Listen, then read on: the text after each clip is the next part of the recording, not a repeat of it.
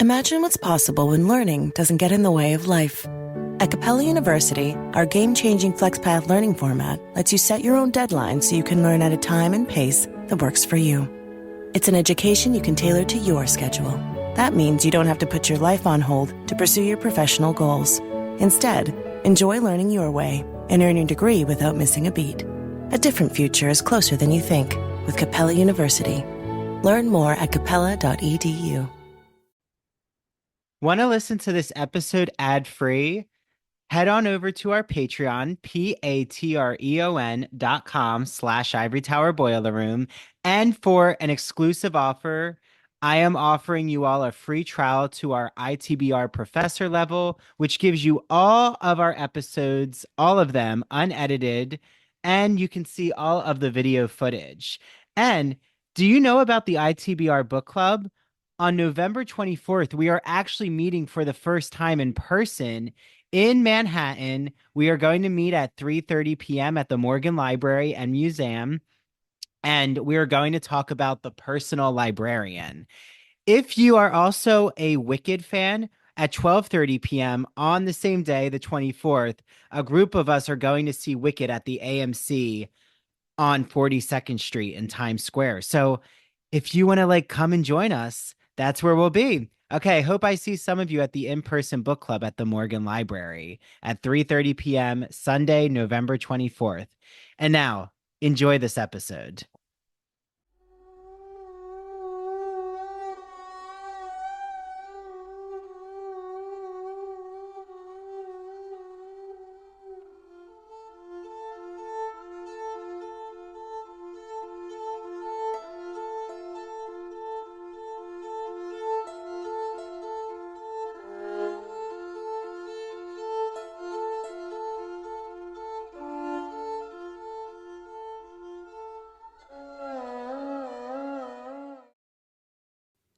Hey, true crime friends. Happy holidays. Happy New Year. Welcome back to True Crime in Academia. I am your host, Mary DePippi. I swear these first few days, weekend after all of the New Year and all the holidays are over, is just so weird. I mean, we took down all the decorations and put them in our spare bedroom for right now because some of them we don't have spots for, but everything's down. I've started putting I did put up some Valentine's Day stuff, but it just feels weird because it feels a little too early to be celebrating Valentine's Day. But then some of the Christmas decorations we put up late because again, still getting settled in the apartment and things like that. So we just didn't have enough time to really enjoy the Christmas decorations. So then it's we're trying to enjoy the Valentine's Day decorations. But like I said, it feels too early. So I don't know.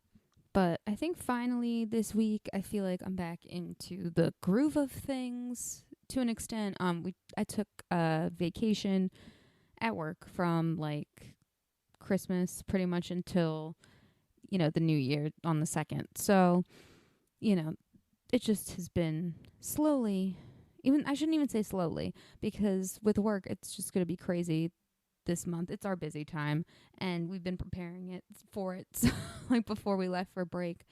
But, I just feel like I'm finally, my head's finally in it. I feel like I've just been moving through very quickly trying to get things done, but I feel like I've been doing it on autopilot, for the last, this last week. So, I finally feel like, okay, a minute, but I hope you all are doing wonderful. This case, and actually, so for this new year, we're going to start off with something I've done before. I saw that there was another season of this show out. I'm sure some of you are probably already figuring out what it is. But, yeah, and I've just been trying to fit it in between cases that I wanted to do, and there wasn't a right time. So finally I'm getting to it. We are going to be covering the cases from NBC and Hulu's Death in the Dorm series. They have season 2, 6 all new cases. And of course, as usual, we're starting with episode 1. So we're going to take a quick break. And then when we get back, we are going to get into episode 1 the murder of Jenna Burleigh.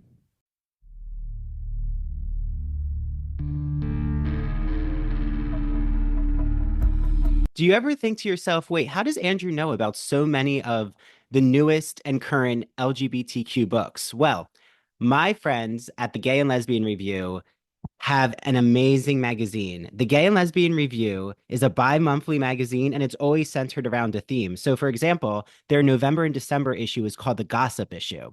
And it features some authors who actually have been on the Ivory Tower Boiler Room, like Ignacio Darnad, who runs the Breaking the Gay Code in R Instagram account. And I love that he's looking at Lorca and Dali in his newest article for the Gay and Lesbian Review. There's articles about D.H. Lawrence, about sodomy in the 1770s. Frank Rizzo, who is a theater critic, has an article, and I actually just recorded an episode with him. I can't wait for you all to hear it. We talk and gush about queer theater from the 1970s until the current day. The Gay and Lesbian Review has given me a promo code that I want you all to use. Go to glreview.org, glreview.org, type in promo code ITBR50 when you subscribe, and you will get 50% off your digital or print edition. I get the print edition because I just love to have a physical copy of the magazine.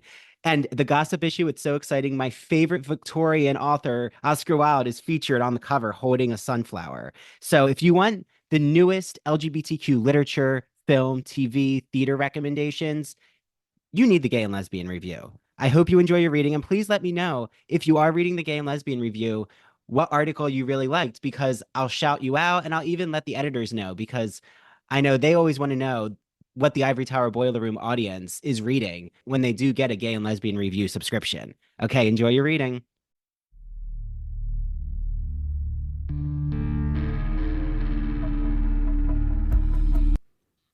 Jenna Burleigh was born on November 4th, 1994, in Harleysville, PA, to Jacqueline and Ed Burleigh.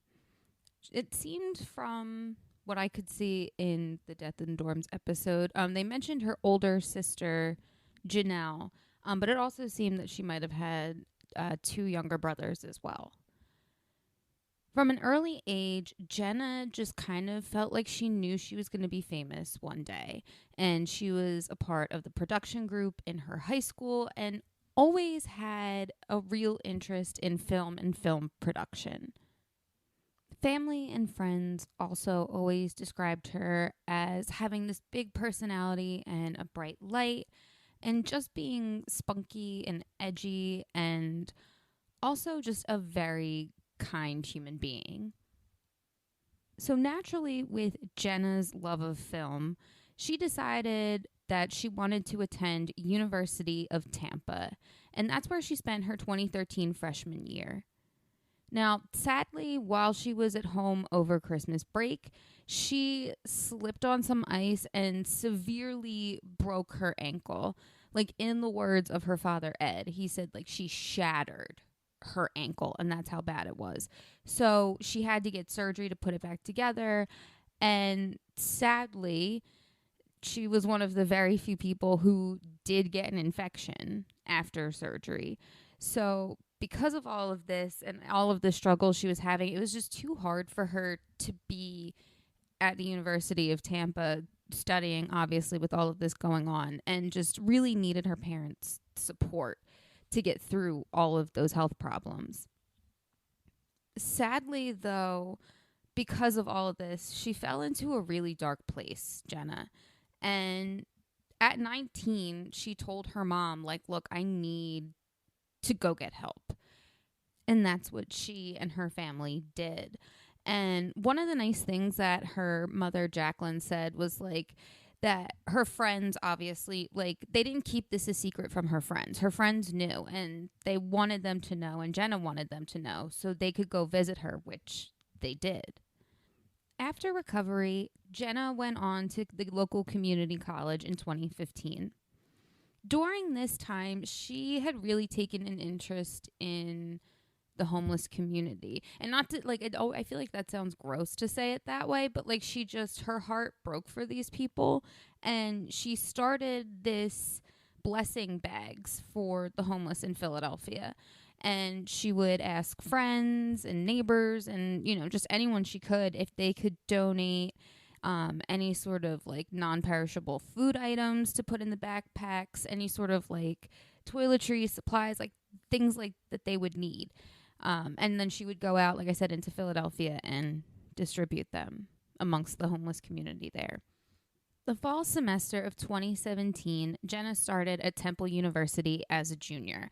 And she, instead of deciding to live on campus, actually wanted to commute.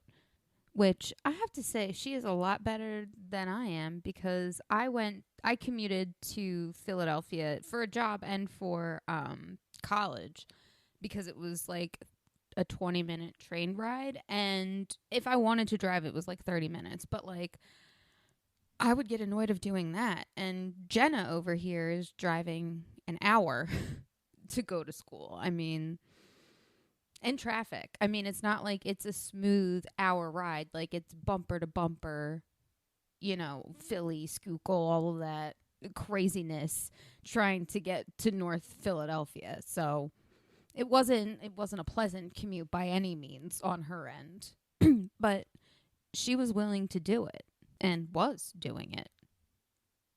On August 30th, 2017, Jenna and her dad met up in the city after her day of classes and went to dinner. At dinner, her dad explained that at some point she said that she was going to meet up with some friends at a bar. It was one of their friends' 21st birthday, and that she was just going to stay with one of the friends instead of coming home that night, because she also had classes early that next day. So after the two left the restaurant, he watched her walk to the bar, and sadly, that's the last time Ed Burleigh ever saw his daughter Jenna alive again. The next day, Jacqueline Burleigh, Jenna's mother, gets a phone call. And at first she thinks it's from Jenna because, Ed tells her about how she's going out. And, they had a close relationship. So it's possible that, Jenna told her even before. They didn't, I'm nitpicking. They didn't go over that in the documentary. But either way, she knows about Jenna being out, having class the next day. She knows her daughter's taking care of business. Or at least that's what she thinks. So when she answers the phone, she's surprised to find out that it's one of her guy friends from college. And he's saying that they can't find Jenna and hoping somehow that Jenna is at home. Jenna's parents immediately drive down to Temple and go to the police department, and her friends search the campus as much as they physically possibly can. At first, the Temple Police Department isn't that concerned, because apparently sometimes students just, fuck off for a day and don't tell anyone where they're going, and then the next day they show up and everything's fine. But this wasn't Jenna. Everyone knew this was not Jenna. Jenna was always going to answer her text messages immediately and her phone calls as immediately as she could. For her to just not respond to her friends looking for her very, specifically, that just was not the case.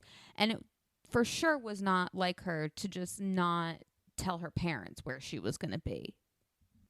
So Temple PD pulls up Jenna's card swipes just to see if she went to her classes that day or if she just went to any of the Temple campus buildings at all.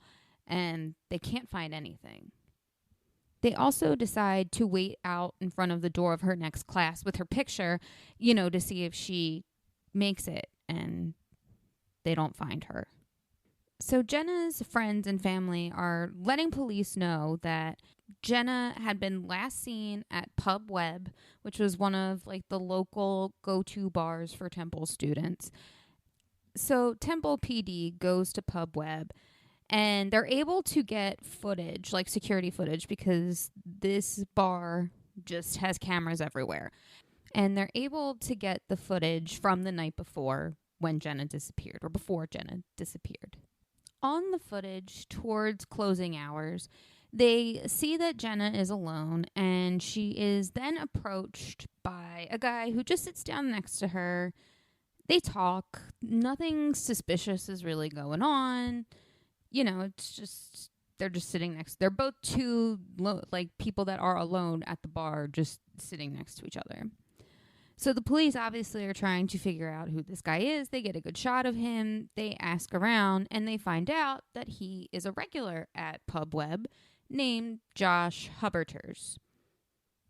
Now, police are eventually able to get his cell phone number, and they call him, but he doesn't immediately answer, which at first, and also if you're not involved in a missing persons case, that wouldn't be an abnormal thing. I feel like most millennials don't answer numbers they don't know. I mean, there's a whole section on your phone where you can turn off phone calls, like receiving them or, getting the notifications that those calls are coming in.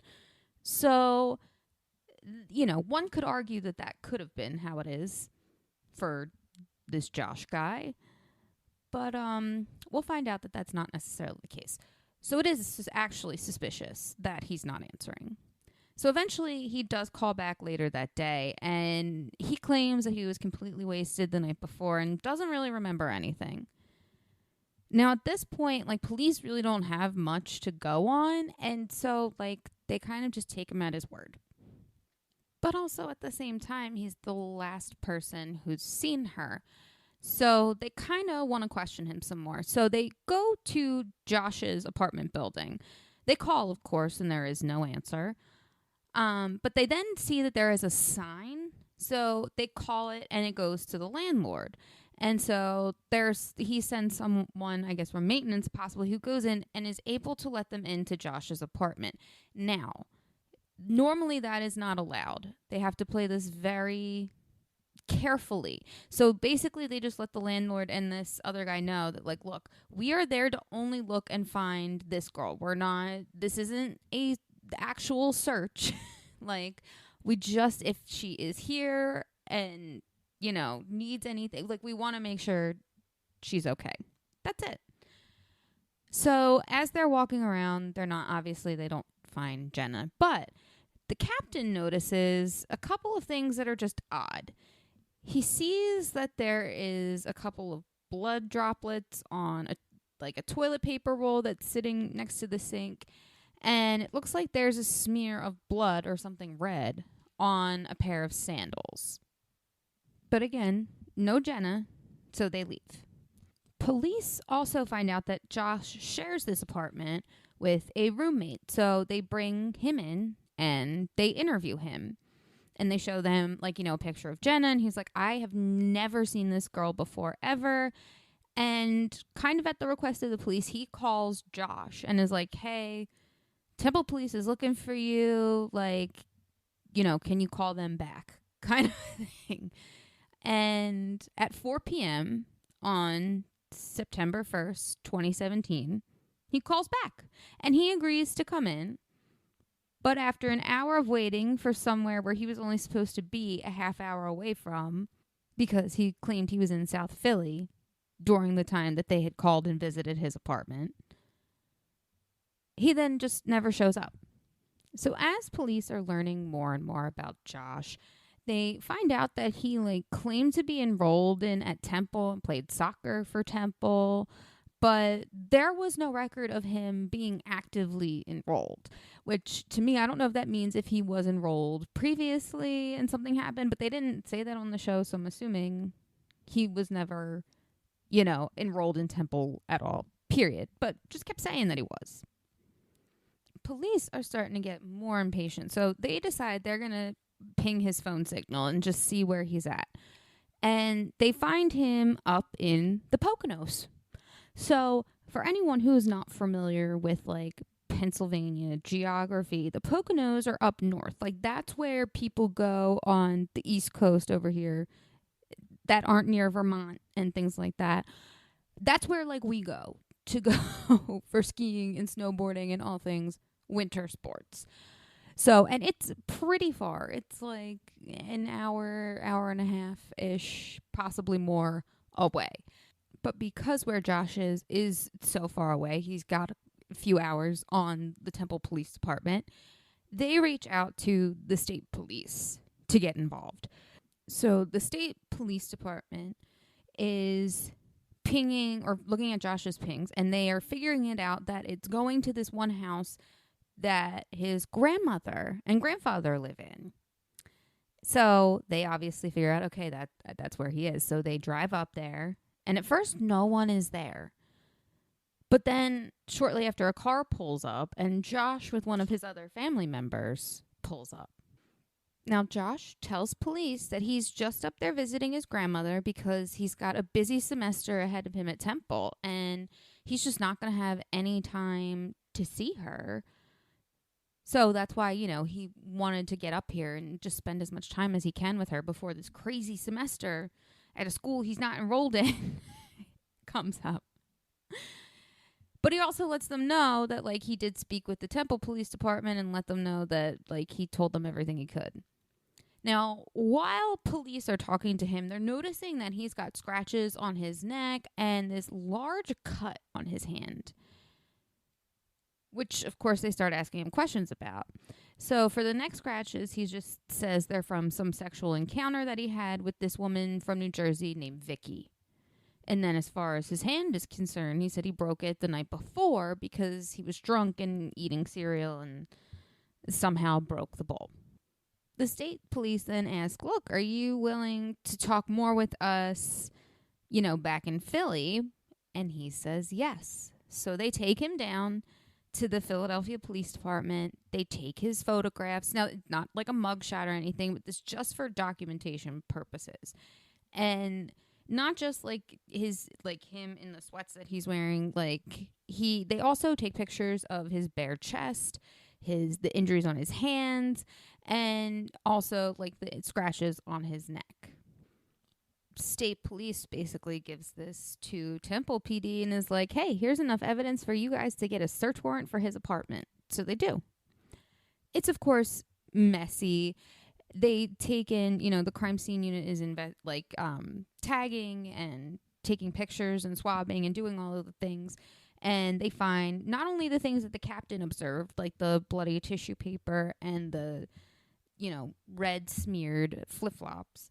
They also find a knife that has small amounts of blood on it and a broken bowl with what looks to be trace amounts of blood. So all things that are weird but not necessarily abnormal in an apartment, but it's definitely the investigative teams just felt like something is off here. There's a lot of little bits of circumstantial evidence, but this place doesn't look like a crime scene per se. There's no smoking gun, if you will. Until the next day, of course. The following day, police receive a phone call from the Pocono area, and it's Josh's grandfather. While he was out doing yard work, he went to one of his sheds that he has and finds a blue storage bin that he did not recognize. It was not one of his. He is just what the hell is this doing inside of my storage shed? He lets curiosity, I guess, get the best of him, but also, it's his shed. Why wouldn't he investigate it?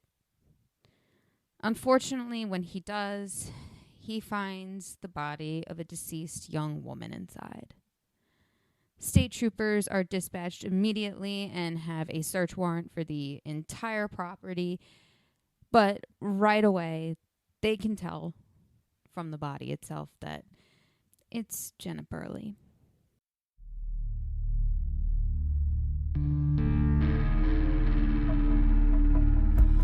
Are you currently looking for your next great read and you just don't know where to search? Well, I have a publisher for you. They are called Broadview Press. They're celebrating their 40-year anniversary. Happy anniversary, Broadview.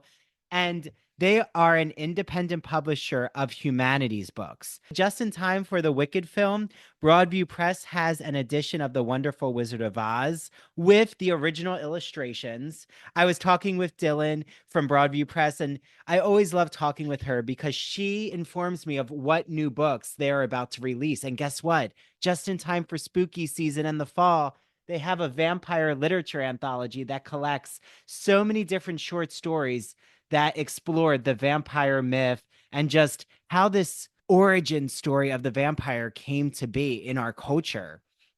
So I hope you get your hands on those books. And Dylan told me there is an exclusive code for all ITBR listeners. You get 20% off all of your Broadview Press orders. Broadviewpress.com. Go choose your books, type in Ivory Tower in the discount code section, and you will get 20% off. Make sure you follow Broadview Press to see all the new books that they are about to publish on Instagram at Broadview Press. Enjoy your reading, everyone.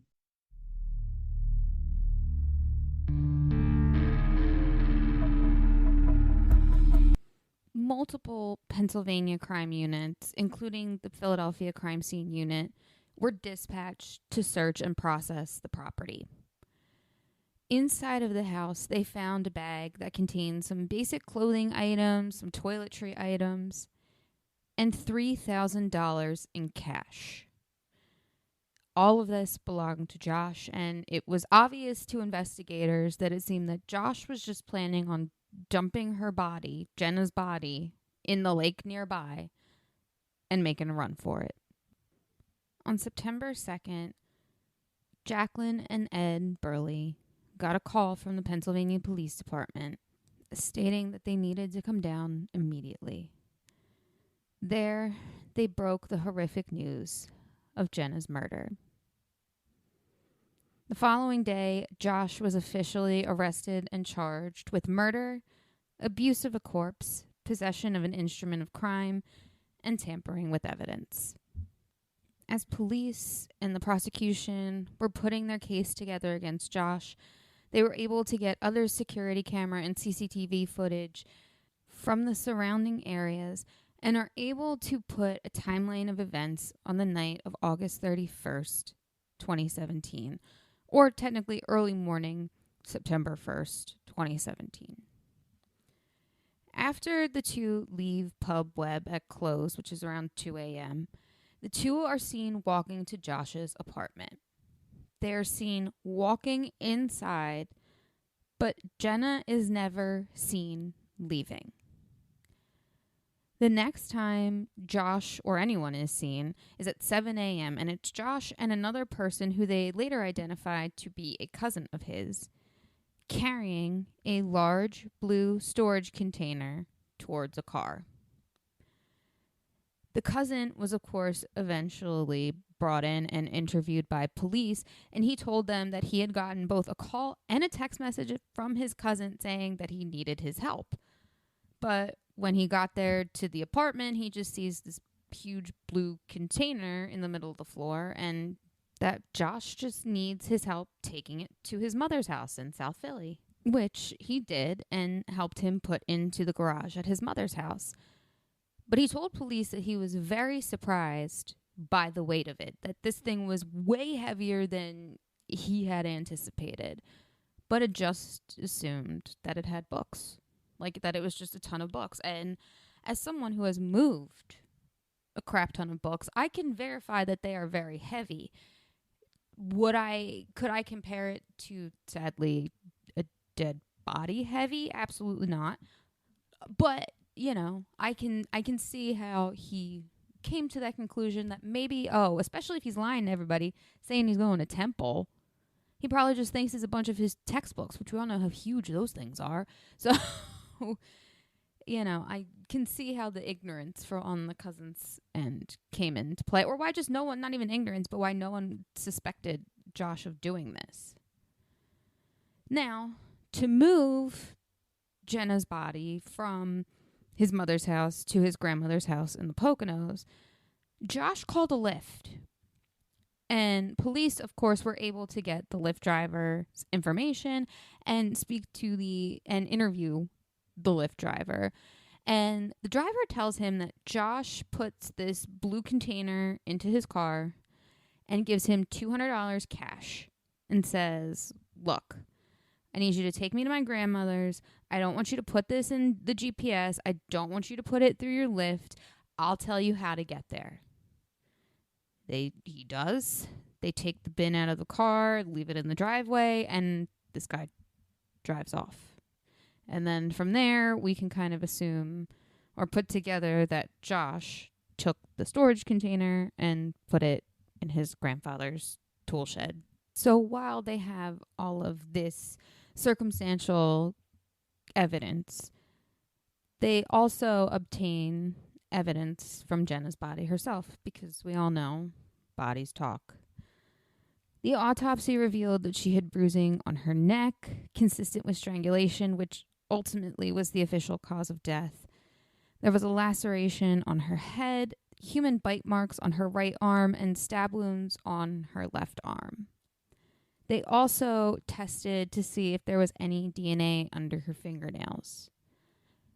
There was, and when they tested it, it came back to Josh Hupperter's.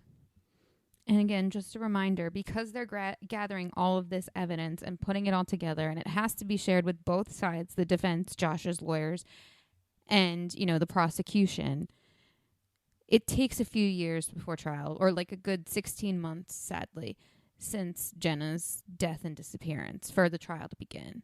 And it begins in January of 2019. One of the difficulties that the prosecution faced was that throughout this entire process, Josh invoked his right to not speak. So there was no confession from him, and there were no witnesses to Jenna's murder. The only two people that were around were Jenna and Josh. And, sadly, Jenna can't really come and testify for herself the way I'm sure she would have liked to. So all they really have that points him to being her murderer is circumstantial evidence. Now, day one of the trial, right at the gate, Josh immediately pleads guilty to 2 of his charges. Abuse of a corpse, which in his case is thankfully not as gross as I hope any of your minds went to. It just meant that he moved her body. And he also pled guilty to tampering with evidence.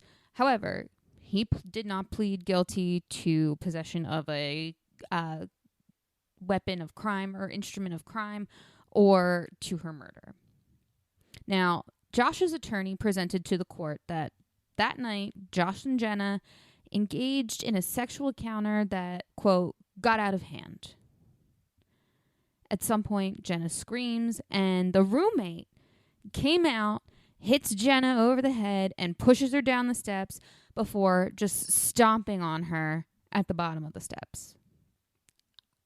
I don't know about anybody else, but when I heard that as being the story, like the side of events that he was presenting, I just was like, wow, the audacity.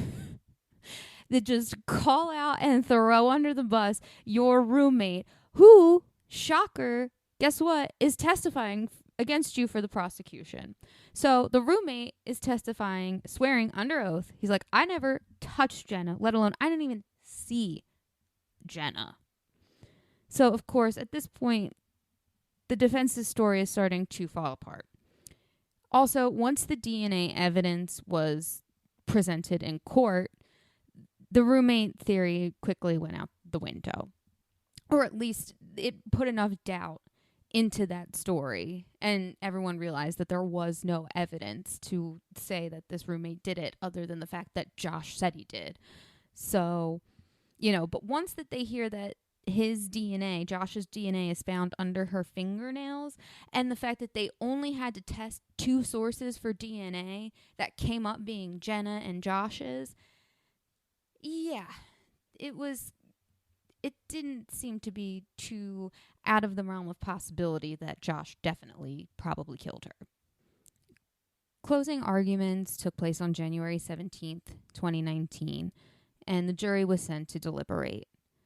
They came back with a verdict in 2 hours, which is not always heard of, and a lot of people were concerned that because of the lack of a smoking gun, because there was no definite murder weapon. There was no, obviously they knew the crime scene was in the apartment, but to say whether it is his room or any other room of the house, there wasn't enough evidence that without a doubt could prove that. So the fact that they came back finding Josh Hupperter's guilty on all counts, I think, is pretty amazing. And also, again, I just a testament to how, these lawyers presented the evidence they had without like a real smoking gun. Josh Huppaters was sentenced to life in prison without the possibility of parole. I believe he's in like one of the Philadelphia prisons. I mean, I'm sure he's in one of the Philadelphia prisons.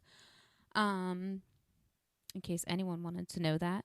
But then Jacqueline and Ed Burleigh decided that they were going to start a foundation in Jenna's honor called Jenna's Blessing Bags, and it's just continuing Jenna's legacy and how much she cared for the poor and the homeless community and really wanting to do something to help them. So I think that's so sweet. According to, the episode of Death in the Dorms, her father said they're still currently up and running. So I'm going to find the information and we'll have that for you guys in below. So if there's anything you want to donate, anything you can do to help, I think that would be fabulous. Especially now that it is frigid. We are in the dead of winter, so any extra hats and gloves and coats, things like that, I'm sure, if you can donate, whether it's to Jenna's Blessing Bags or to any shelter or organization that think of that this time of year. While you're, sitting toasty warm with your heater. Not everybody is that lucky. So that is all I have for you today, my loves. Don't forget to follow, like, and subscribe, all of the things. On social media, we are at True Crime in Academia on Threads, TikTok, and Instagram.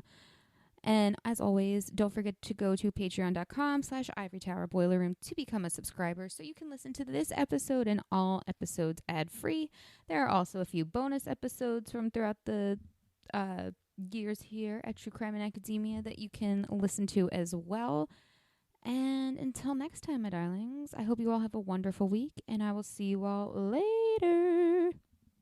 So, have you heard me talk and gush about my friend Christian Garcia's podcast, That Old Gay Classic Cinema?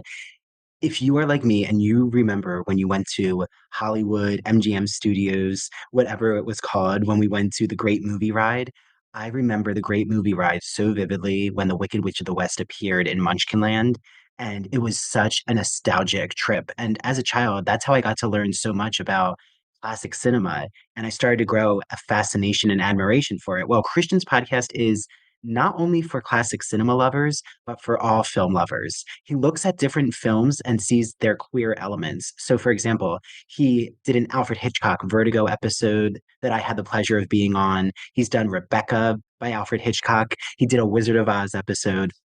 He did a Dracula episode, The Sound of Music. There's so many episodes that he's covered. And it's so nice because you can listen on Apple, Spotify. He has a YouTube channel. So be sure to follow his podcast and please give him a 5-star rating because trust me, you're going to want to binge listen to all of the episodes.